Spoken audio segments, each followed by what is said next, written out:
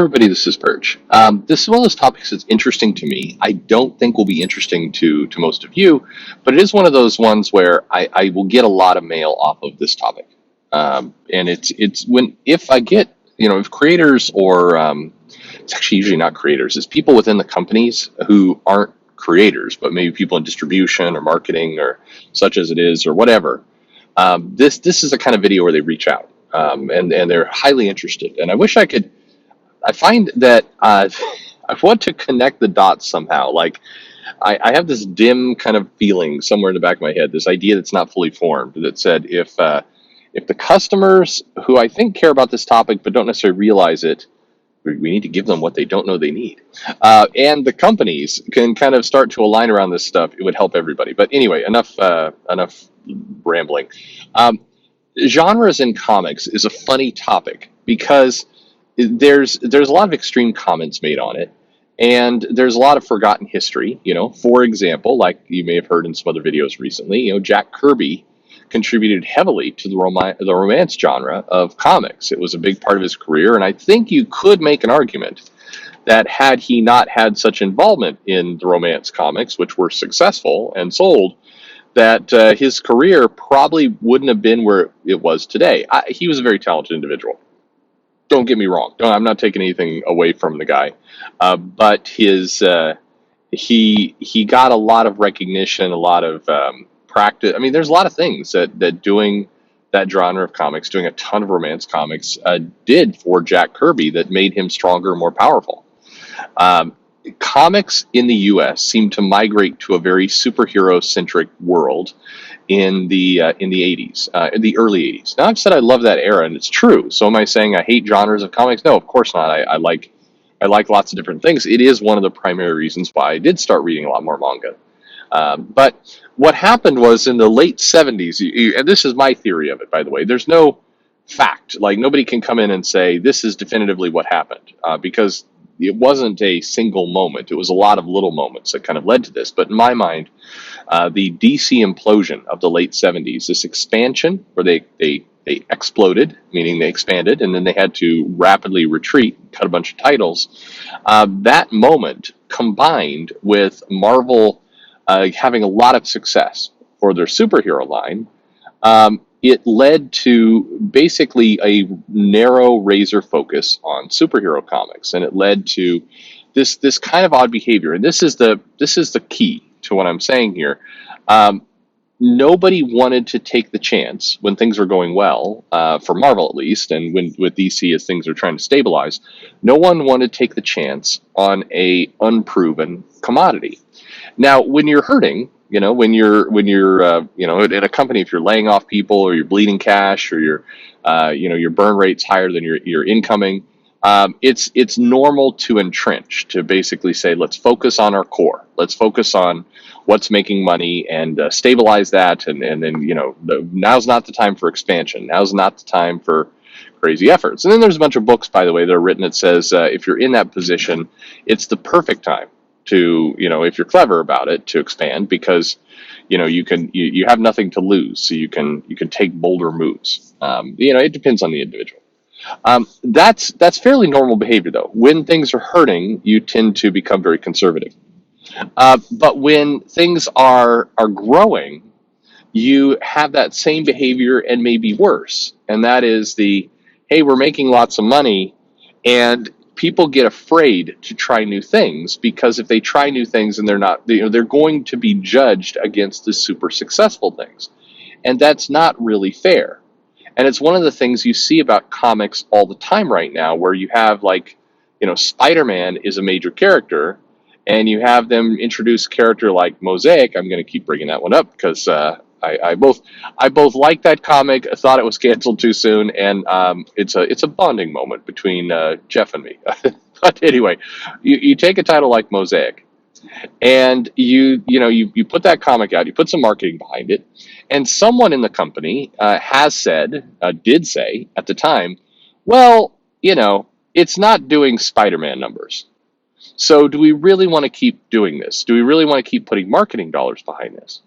And if you think about that statement, it's absurd, right? This new character nobody has ever heard of in month one of its life being compared against a 50-year-old property with international distribution rights and at least four movies or five movies at that point. I mean, of course, it's not going to do Spider-Man numbers. That's not why you pull back on a comic, and that's still within superheroes. So you can imagine if you're Marvel or you're DC, and somebody's like, "Hey, let's make a romance imprint of comics." And you might say that is ridiculous. Like, why would we do such a thing? That's crazy. And maybe you put out one romance comic. I mean, I remember some people within DC did this like Valentine's Day kind of romance comic featuring Nightwing and Harley Quinn and these characters, and they're like, well, we'll kind of test the water with romance. It's like, okay, number one, the characters in your romance anthology book are all superheroes. You did not publish a romance book. You published a superhero book for Valentine's Day. That's not a romance genre book. So you haven't tried this. I mean, that's just absurd. But the commentary is like, well, our audience won't go for romance. Now, they're not completely wrong. The audience that has been built up through the direct market in comic shops, the percentage of people going there for romance books probably is much smaller than the people going there for superhero books. People have been trained to know what to get in the shop when they go there. However, the acquisition this week of Tapas, which is a lot, I mean, I don't know the rough breakdown, but 40% romance, probably. $550 million went to that acquisition of this digital comics company, of which romance is a major part of it. If you look at Korean comics, if you look at manga comics, or manga, rather, there is the romance category and genre is not only extremely healthy, it's one of the stronger sellers. It does very, very well. And now you remember the conversations I've had about if you're running a comic shop, you should make sure that no more than 20% of your business is any one thing. You shouldn't have more than 20% new comics. You shouldn't have any more than 20% back issues. So it's hard to get to that exact range, but the concept there is you diversify the product you're selling, and that way, if there's ever a gap, you're not going to fall over. It also the other way is also true. If there's a boom, you have flexibility to take advantage of that boom because you're not all in on one particular thing. If suddenly games gets really hot, you're not struggling with 5% of your product being games and your store is crowded up with new comics. Well, the publishers need to have the same kind of mentality. They do need to start thinking about, superheroes, yes, horror, romance. There's a lot of different genres and subcategories. I did a video on one of the live streams. I pointed out that in 1 week, just 1 week, Japan, the manga they were offering, had 18 different genres that it was listing as part of the product. That's insane. In the U.S., it's really superhero, and then there people are playing around with horror. But I don't think horror is going to be fully successful. I know people can point to like Something is Killing the Children or books like that, but generally, I don't think horror is going to be fully successful for the exact same reason that Mosaic was canceled early. The comic companies will look at it and go, well, we've got this new thing here, but how's it doing compared to Batman? And the answer is poorly. DC's got this new horror imprint they have coming out. It's going up against Batman in the minds of some of the people who are talking about the marketing and talking about the spend. And unfortunately, you can kill off a genre or kill off a comic without really realizing you're doing it. And one of the key ways is that you just say, hey, we'll still publish these comics. Sure, we'll still publish it, but we're going to give the marketing dollars to the top sellers. So Scott Snyder's coming back for some kind of crisis event. We'll put money there because we know Scott Snyder. We know what he will do. And Batman is here. We'll put some money behind Batman. And hey, the Wonder Woman's got a movie coming out, so you should probably put some dollars there. All right, we spent 95% of our budget. What's left? Well, there's a horror imprint over here. Okay, well let's give 1% of the budget there and a couple dollars over here to some Teen Titans crossover, and there you go. That's how the decision happens. And so the marketing spin for these new efforts, the ones that frankly need it the most, goes unanswered Because, like I mentioned earlier, if the people in the comic shop are trained to come in and buy superhero comics, then the only way you're going to get attention for this new genre is you're either going to need to sell it somewhere else, in which case you're going to need R&D and distribution development in your company kind of pushing this genre somewhere, or you're going to need to market to the direct market that this is an issue, this is something you can deal with. Either way, it's going to take some money, and it's going to take more money than you're spending on Batman, because everyone knows Batman. I mean, James Tinian's doing a fine run. Everything else, Tom King got beat up a lot, but Tom King, even at his low point, was selling 70, 80,000 comics, and higher than that if you count in reorders and fancy covers and everything else. People were going, "Oh, look at this! He took Batman, a title that always sells over 100,000 copies, and he knocked 30% off the sales." And it's true, his sales absolutely were falling, no doubt about it. But you would be happy as a comic publisher if you were selling 70,000 copies, period. Like that is still a success. The key there is that Batman kind of sells itself. You sure you want to do some marketing, but you do not need to explain to people why they should go by marketing. James Tinian, again, doing a fine job there, but he's on a if in a more blunt way, he's on a sucker bet book. He's on a book that's going to do well, and he can add to it, and he can make sure it stays up, and he can bring some new IP into it. And so he's doing exactly what he should be doing. He's using this bigger property to create some new characters and show some things out. That's smart. Good for him. The company, the publisher, though, should be investing in these new genres, because if there's one other way that things like European comics and manga actually do start to take a real chunk out of US comics, including Scholastic and others. I don't know why, by the way. There's a percentage of my audience, I go and I check out other live streams, and there are people who get really irritated every time I mention Scholastic, and I do not understand what is up their ass about that. Scholastic is putting out comics and graphic novels. They're making money. If you don't like those, maybe that's not surprising. If you're a 30, 40-year-old man, that's not surprising you won't like those comics. But, just getting angry that they're mentioned is very weird. That's you're acting childish.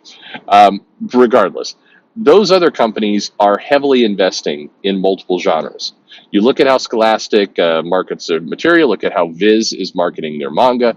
You look at how everybody is categorizing this stuff, and they are all in on explaining that they've got romance, they've got, YA, they've got kind of slice of life, they've got sports, they've got, Scholastic doesn't do horror, although that'd be hilarious. They've got all these different, they've got pet type stories, they've got all these different genres that they're running with.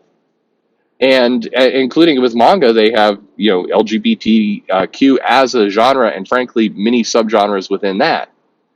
And, if you listen to the interview with Katana Collins, she's talking about books and different genres there within books. Like, everybody else is doing this. But comics continues to be terrified of really putting these other things into play. Some of the indies are doing it, absolutely true. But there still is this very timid approach to really pushing this area. And it comes down to, we know what is selling today, and you're going to have to kind of prove to us that these new genres, these new books can do as well as what's existing today. And that's impossible, and it's a really stupid way to look at the business. To survive and thrive, they're going to have to set up more of these things. Now, I'm always going to love superhero comics. I mentioned at the beginning, I'm a huge fan of the 80s comics line, and that's absolutely true. I love the superhero genre. It's great. My older daughter loves the superhero genre as well. She also would never say no to some, pet animal books, for sure. But I am not the entire market, and you need to grow the market. And this is one really obvious way that A, you can grow the market, and B, how you're not growing the market by continually creating these false expectations around, hey, we'll put some money promoting Mosaic, but only if it can do Spider-Man numbers. Hey, dumbass, if it's doing Spider-Man numbers, it doesn't need marketing for exposure. It's already won. That can't be how you run a business. Anyway, like I said, probably boring to many of you, but this is kind of stuff that Yeah, I mean, I always find fascinating, and it's not, I'm not even angry. I'm just disappointed. I'm disappointed that this obvious stuff isn't done. People tell me I've got like dad energy sometimes. So it's like I'm very disappointed in you comics. There you go. Dad energy. That doesn't sound right. Anyway, hey, thanks for listening.